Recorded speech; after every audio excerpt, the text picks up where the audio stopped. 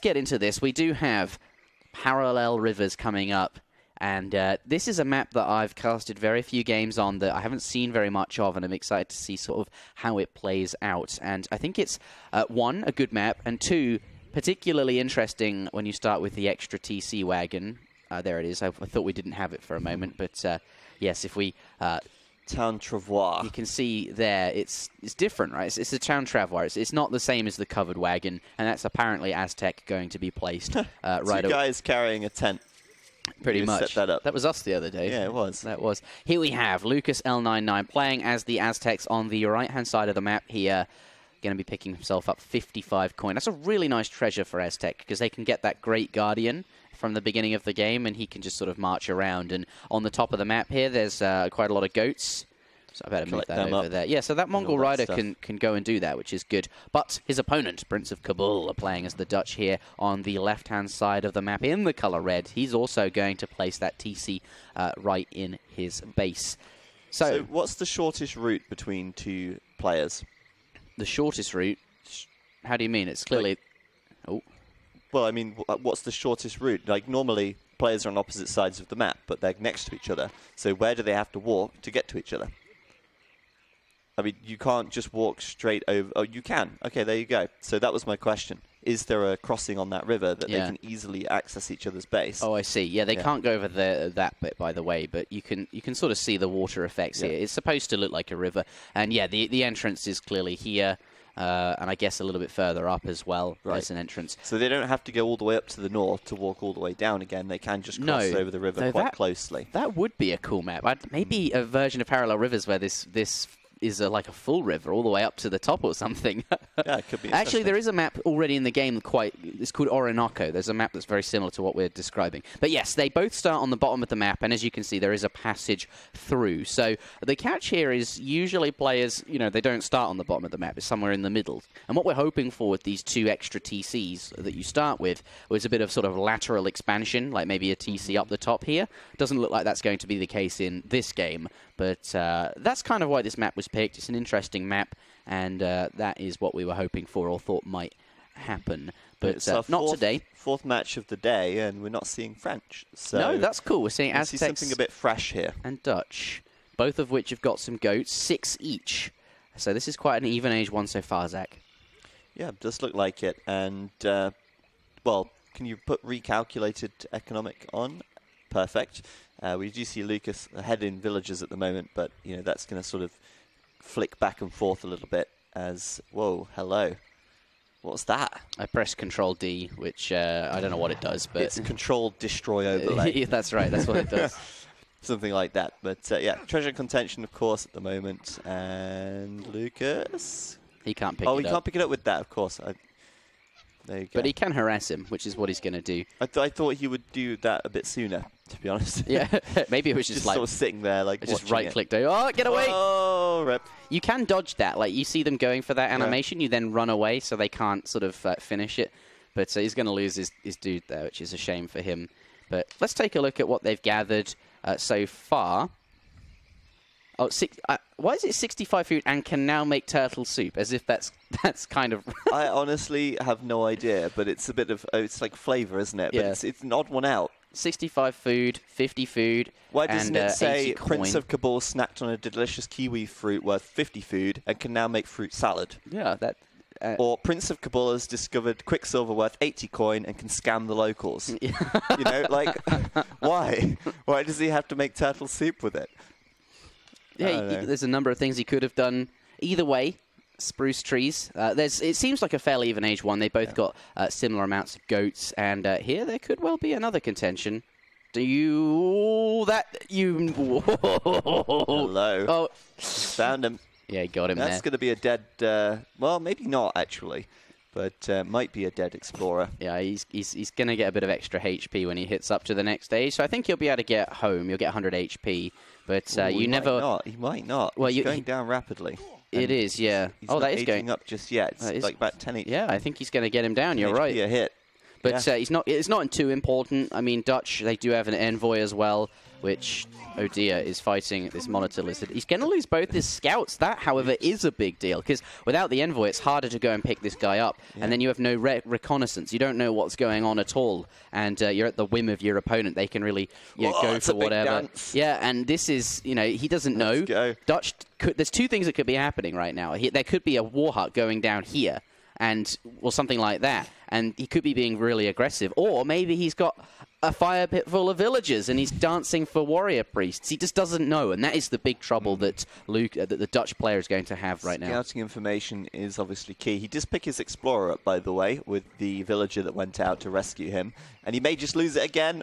No, he'll be fine. Oh, actually, you know what? He might lose it again. He's going to have to put villagers in the TC. But Lukas could just still kill it. Yeah. And then get out. At 4 HP. Easy as. Yeah, he's going to lose it there. More free experience. Thank you very much. I'll take it. Whoopsie daisy. So he doesn't have that explorer just yet. He still doesn't know what's going on. I think Lukas was very keen to bring it down just to make sure his opponent can't scout him. And that means Dutch is, he's not going to know how to play. And Dutch is a civ where you really, to play it properly, you need to know what your opponent's doing. Otherwise, it's just kind of hard to play the civ. Yeah. It's a very reactive civ. Makes sense. So I guess Lukas here, it's clear he's not going for any early aggression, because that probably would have arrived already. Yeah, I like what he's done. He's gone with Fencing School, which is going to increase the rate that infantry train, but it also affects warrior priests. So it's just a very, very fast warrior priest boom. And he wants to get up to 10 warrior priests as fast as he can. If we go to economic units there, he's at 9 now. And once the 10th one comes out, I expect these villagers to go back to work, since that's the limit.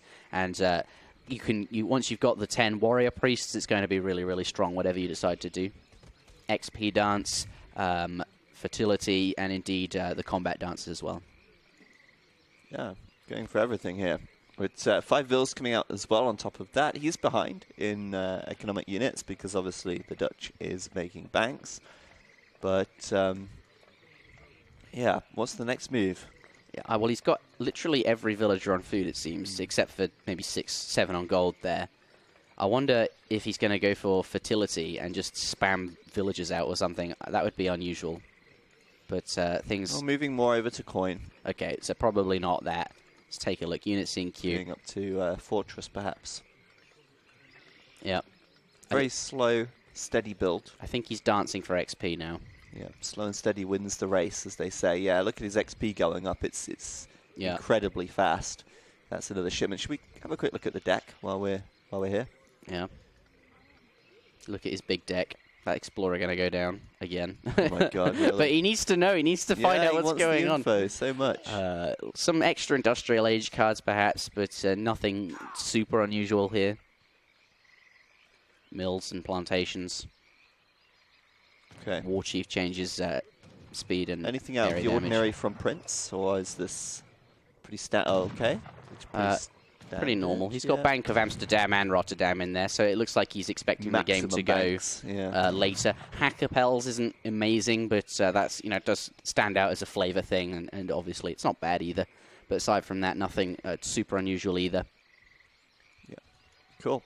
So obviously Lukas getting quite far ahead in... Just spamming. Look at that. Yeah. One came at 7:11, the 7:51. I know, 40 seconds between them is insane, right? I mean, he's just throwing out shipments all over the place. Yeah, so much XP is coming in. Yeah. It's going to be incredible.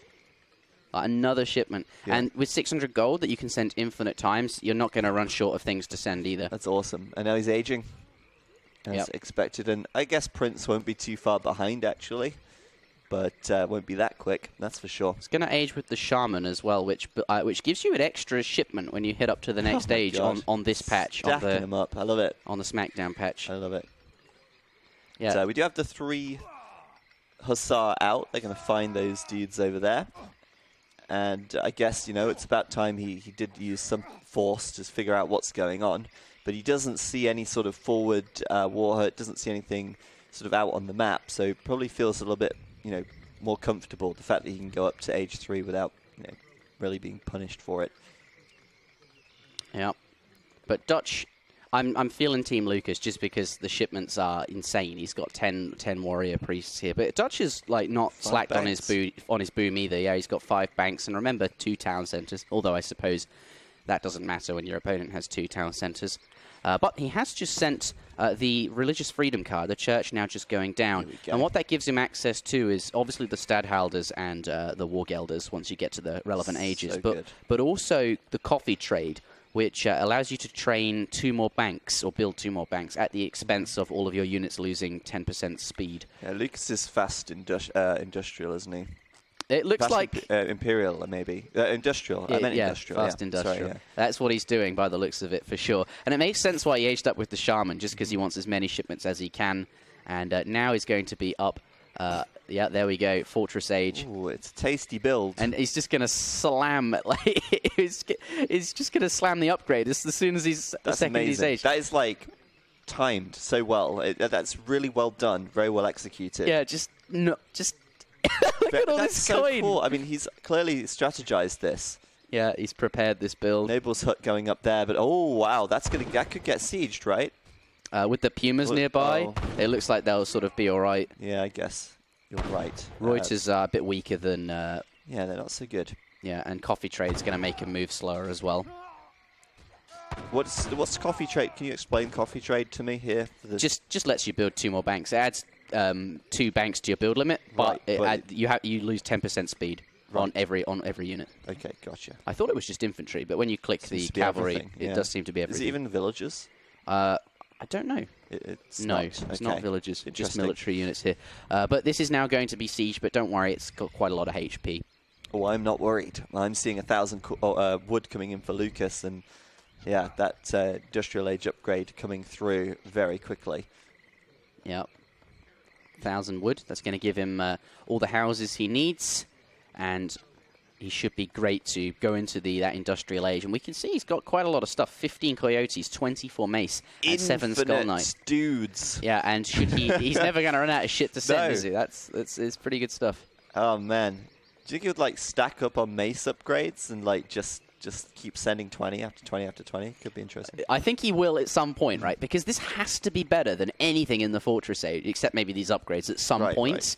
But yeah, I'll send the other 3 first. Obviously, they're better. But it's just like, it's such a great, like having an infinite card, like with a build like this. Yeah, that's insane. It's really good. He's going to get another covered wagon as well soon, so he'll have even more of a sort of defended base, well-defended base. But he's got 2 nobles' huts, so what's he going to make from that, do you think? Well, just the knights, the Eagle Runner knights. Hold on, though. Prince coming in at the north.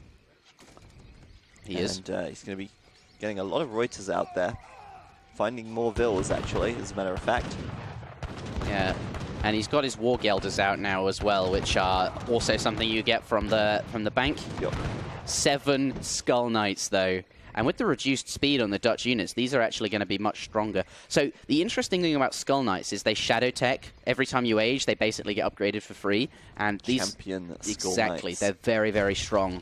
And against Cav, they're going to be good. If they can get up in the face, they're going to be really, really strong. Units in queue. No units in queue from the Aztec just yet. Well, obviously Imperial is next. Yeah. No, obviously not. But maybe he's waiting for another shipment to come through, and then he'll take this fight head on. I mean, maybe, for now, but he can sit behind his TC. He's just sent 7 Skull Knights, so it's going to be a while. Or actually, maybe it's not, because of I think he may have had another one to send, right? Perhaps. But for now, keeping the Skull Knights back, perhaps he doesn't want to let them be seen. Yeah, there is one that goes down there. Yeah, you noticed that. This is the Dutch time to make a move. They got to do a lot of damage here. Oh, there they are. 24 mace coming out. Oh boy. Yeah, and he's got somehow he's got all the upgrades in as well. Look at them go. They look like dinosaurs from the back. Yeah, they've got this beautiful like awesome. Peacock, whatever it is. Who knows? But they are kicking butt and chewing bubblegum right now. And yeah, the Skull Knights just. I don't know though. I don't know. He's sitting under the TC, which is great, but Prince's army is still pretty formidable. Yeah, although Champion Mace are going to be really good against the Reuters, and remember these are half as strong really as Dragoons.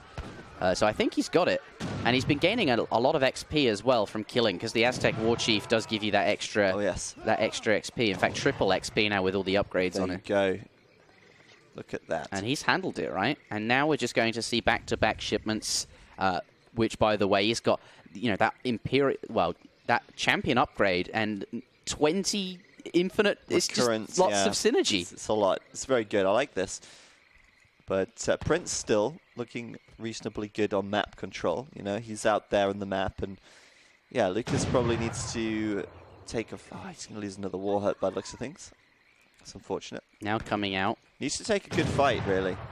Yeah, he needs his Coyote runner shipment. Coming in. And he's got champion Coyote runners as well. Yep. I don't know how he managed to afford all of that. It's quite impressive. He did all of those techs immediately after reaching Industrial as well. So he just went straight into them. And there you go. He's going to get forward now.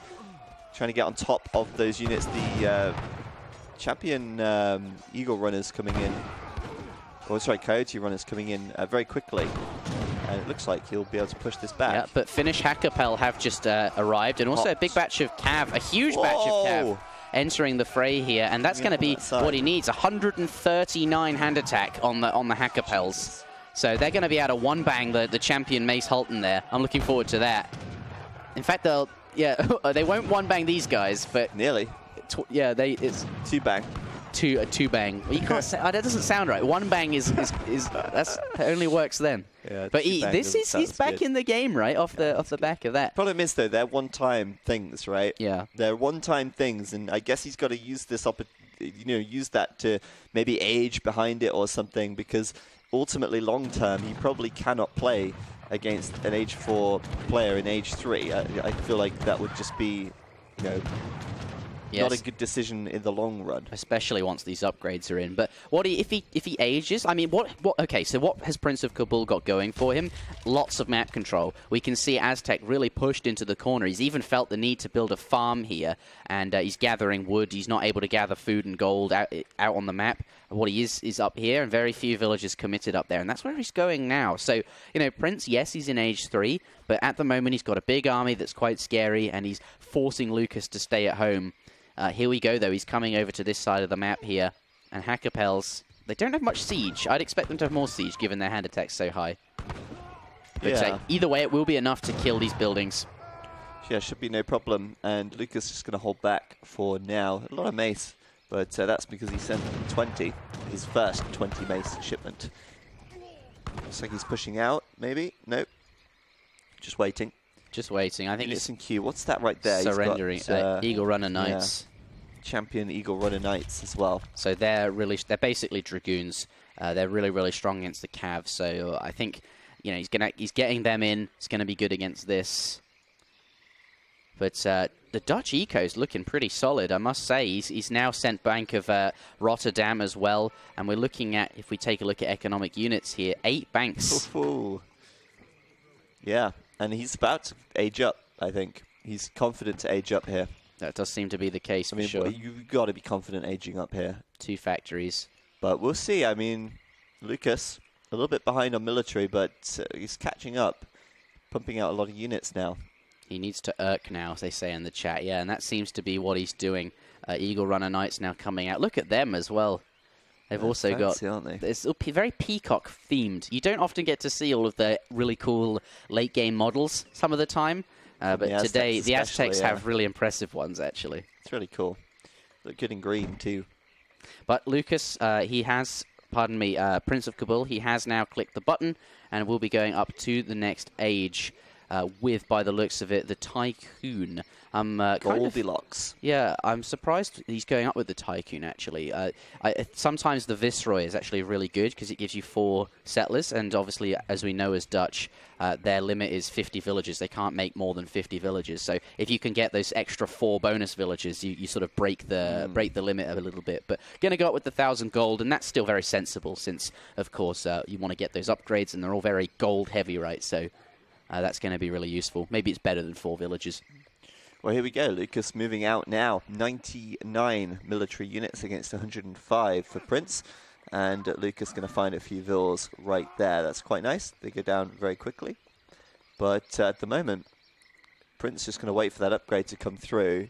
He's nearly into age 4. He is. He's nearly there. And let's go take a look at military units. So lots of skirms and hussars and Reuters. I'm looking to see those being upgraded. What's that thing? Oh. There was a monitor lizard. Ah. It was like a treasure guardian. Right, I see. It looked like a camel. But anyway, yeah, there we go. guard upgrade coming in right there for the Reuters probably. Oh no, Hussars even. Okay, well there you go. He's going for the Hussar upgrade. Yeah, handle all these mace, I guess. Yeah. And just gonna, now that he's up, we can see Lukas eager to come in here and do a bit of damage just before, you know, whilst he's got this opportunity. Well, let's see what he can do. Those units piling in there. Those buildings, of course, doing a lot of blocking, making it quite awkward. But yeah, it looks like the Eagle Runner Knights on the front lines able to deal quite well with the cavalry so far. Lots more plus 20s than plus 7s I'm seeing. Yeah, and remember he's getting triple XP for every kill here as well. Look at the Skull Knights just shredding through the Reuters. You can see them just, but now they've all gone down. Lots of Mace Halton in the back though. Yep, looking very good for Lukas there, getting that timing attack quite nicely there.